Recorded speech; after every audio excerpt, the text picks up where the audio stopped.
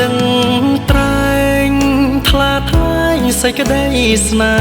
ហាការជួបធីតាកញ្ញាកូនកាត់ខ្មែរលាវអូនជាទេសចរបងក៏ជាភ្ញៀវចង្កេះរៀងរាវ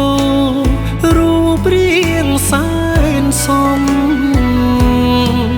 សេកងសេសានអូស្វាយរាមសាហាក់មានចេតនាលាក់ផ្កាពីនេត្រាខ្ញុំចៃដនវ័យម្លេះប្រទេសរូបមុំលើស្ពានថ្មធំក្រោមផ្ទៃមេឃស្រឡាំងបោកផាក្រពុំបងមិនហ៊ានស្និទ្ធលួចស្នេហ៍ក្នុងចិត្តត្បិតបងមានម្ចាស់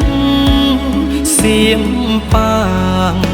សៀមបោកលោកដឹងរឿងច្បាស់មិនហ៊ានពោលប៉ះខ្លាចណាស់កំពីស្នេហាបងរៃអូស្វាយសែនជ័យអាណិតថាឡាបរិវត្តកុំចាត់ទុកខ្ញុំសាវ៉ាស្រែពំកុំស្រង់ពីប្រាប់អ្នកណាជូនពរជីវ៉ាបានជួបស្នេហាបរិសុទ្ធ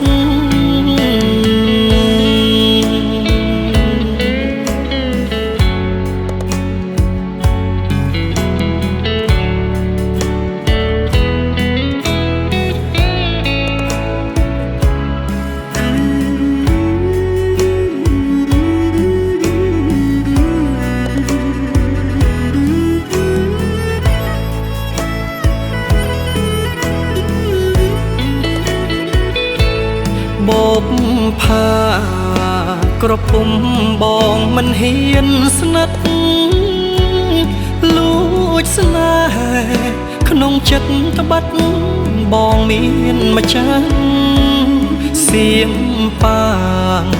សៀមបោកលោកដឹងរឿងច្បាស់មិនហ៊ានពោលប៉ះខ្លាចណាស់កំពី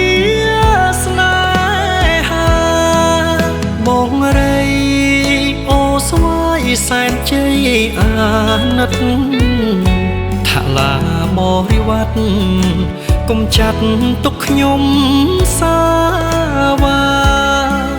ស្រែពំ